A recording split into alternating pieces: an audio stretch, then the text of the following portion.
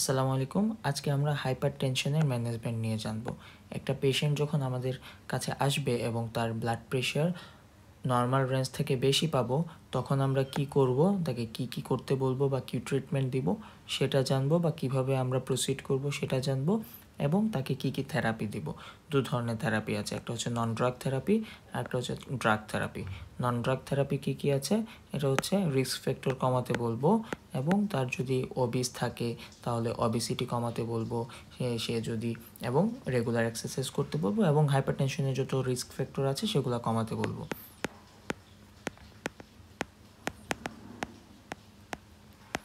Risk factor কমাতে বলবো। এবং ড্রাগ থেরাপির মধ্যে কিছু ড্রাগ আছে, আমরা ড্রাগ সাজেস্ট করব, এবং যখন একটি ড্রাগেও হাইপারটেনশন কন্ট্রোল হবে না তখন আমরা কম্বিনেশন থেরাপি ইউজ করব। এবং এই কিভাবে কি শুরু করব সেটি শুরু করার আগে আমি রিফ্র্যাক্টরি হাইপারটেনশন অথবা অ্যাক্সিলারেটেড বা মেলিগন্যান্ট হাইপারটেনশন কি সেটা একটু জানি। রিফ্র্যাক্টরি হাইপারটেনশন হচ্ছে মাল্টিপল ড্রাগ দেওয়ার পরেও যখন হাইপারটেনশন কন্ট্রোল হবে না।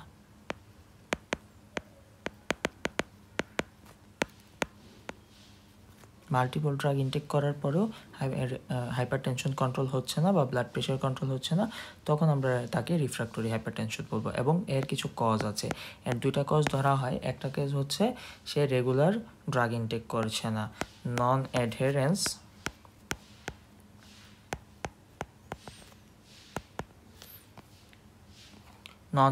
Two drug therapy. এবং দ্বিতীয়ত আমরা প্রপার ডায়াগনোসিস করতে পারিনি বা প্রপার কজ জানা হয়নি।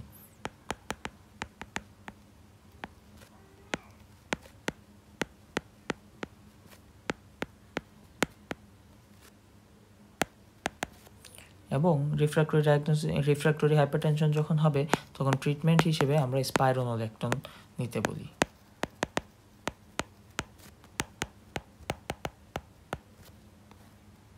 এবং আরেকটা হচ্ছে অ্যাক্সিলারেটেড বা মেলিগন্যান্ট হাইপারটেনশন। এটা হচ্ছে হাই ব্লাড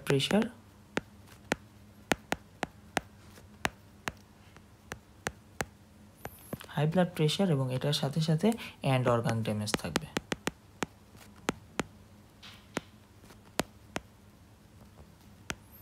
এন্ড অর্গান ড্যামেজের মধ্যে কি থাকতে পারে?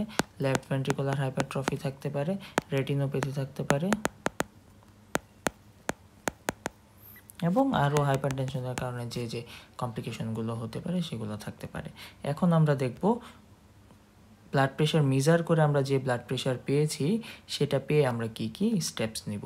এবং প্রথমেই আমি লিখেছি 140/90 এর কম, এটা হচ্ছে নর্মাল প্রেশার।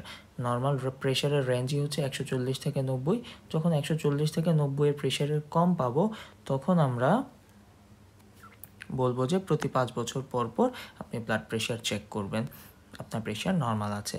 যখন ব্লাড প্রেশার আমরা 140/90 এর বেশি পাবো অথবা সমান পাবো, এটা ইন্ডিকেট করে যে আমাদের যে ব্লাড প্রেশার বর্ডার লাইন আছে সে বর্ডার লাইনে আছে অথবা তার থেকে একটু বেশি আছে। তখন আমরা তাকে ব্লাড প্রেশার বাসায় মেজারমেন্ট করতে বলবো, হোম বা অ্যাম্বুলেটরি। কারণ ক্লিনিকে আমরা যে ব্লাড প্রেশার মেজার করি, হোয়াইট কোট সিনড্রোমের কারণে তার ব্লাড প্রেশার বেড়ে যেতে পারে।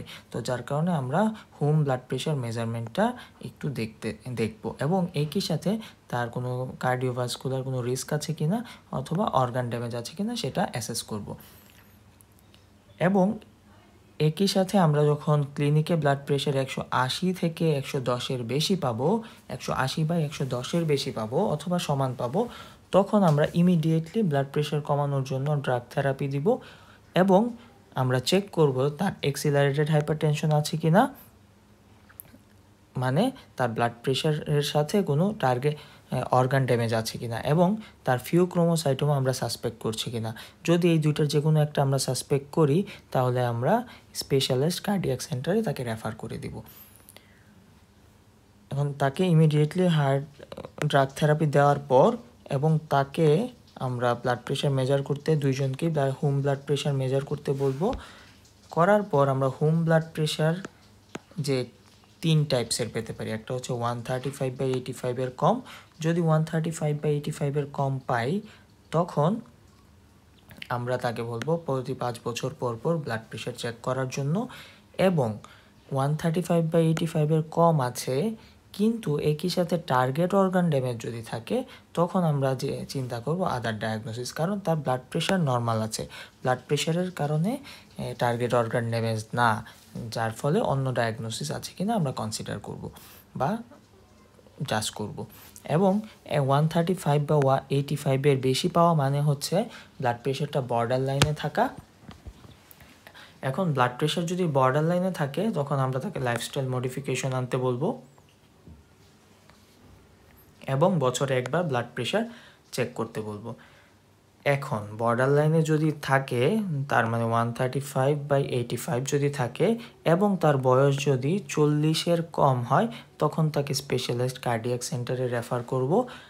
অথবা তার যদি টার্গেট অর্গান ড্যামেজ থাকে, একই সাথে রিস্ক ফ্যাক্টর থাকে সিভিএসের, তাকে আমরা ড্রাগ থেরাপি নিতে বলবো। এবং 150/195 এর বেশি যদি থাকে, তাহলে তো অবশ্যই ড্রাগ থেরাপি নিতে বলবো। এবং এই দুটো একই ট্রিটমেন্ট আমরা বলবো যে লাইফস্টাইল মডিফিকেশন এবং বছরে একবার আপনি ব্লাড প্রেশার চেক করবেন। এখন দেখা যায় যে একটা অ্যান্টিহাইপারটেনসিভ ড্রাগ দিয়ে তার ব্লাড প্রেশার কন্ট্রোল হচ্ছে না, তখন আমরা কম্বিনেশন থেরাপি দিই। এখন আমরা কম্বিনেশন থেরাপি নিয়ে জানবো। একটা পেশেন্ট যখন আসবে, তার এজ যখন 55 ইয়ার্সের কম হয়, তখন আমরা তাকে পি বক্স ফলো করব। পি বক্সে কি আছে? পি বক্সে হয় এসি ইনহিবিটর দিব, অথবা কারো যদি এসি ইনহিবিটরের প্রবলেম থাকে তাহলে আমরা অ্যানজিওটেনসিন রিসেপ্টর ব্লকার বা এআরবি দিব। এখন সে যদি 55 বছরের বেশি হয়, অথবা আফ্রিকান হয়, অথবা ক্যারিবিয়ান যে কোনো এজের একজন মানুষ হয়, তাহলে তাকে আমরা ক্যালসিয়াম চ্যানেল ব্লকার দিব এবং থায়াজাইড লাইক ডায়াবেটিক্স দিব যদি তার ক্যালসিয়াম চ্যানেল ব্লকারের কারণে ইডিমা হয় অথবা তার হার্ট ফেলিওরের রিস্ক থাকে।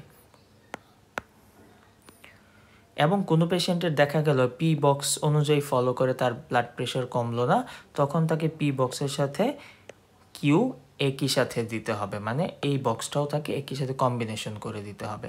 এবং কারো কিউ বক্স অনুসারে তার ব্লাড প্রেশার কমলো না, তখন তাকে কিউ এর সাথে পি বক্স ফলো করতে হবে। মোট কথা, পি বা কিউ কোনোটা দিয়েই যদি ব্লাড প্রেশার না কমে, তখন তাকে পি প্লাস কিউ দিয়ে ব্লাড প্রেশার কমাইতে হবে। এবং এটা দিয়েও যদি না কমে, তখন পি প্লাস কিউ এর সাথে একটা ডায়াবেটিক্স আমরা ইউজ করব, থায়াজাইড লাইক ডায়াবেটিক্স। এবং এই তিনটা দিয়েও যদি ব্লাড প্রেশার না কমে, তখন আমরা এই তিনটার পাশাপাশি আরেকটা ডায়াবেটিক্স দিব, অথবা আলফা বিটা ব্লকার দিব। আরেকটা ডায়াবেটিক্স আমরা কি দিব? হয় লো ডোজ স্পাইরোনোলেকটন দিব, অথবা high dose thiazide like diabetics দিব।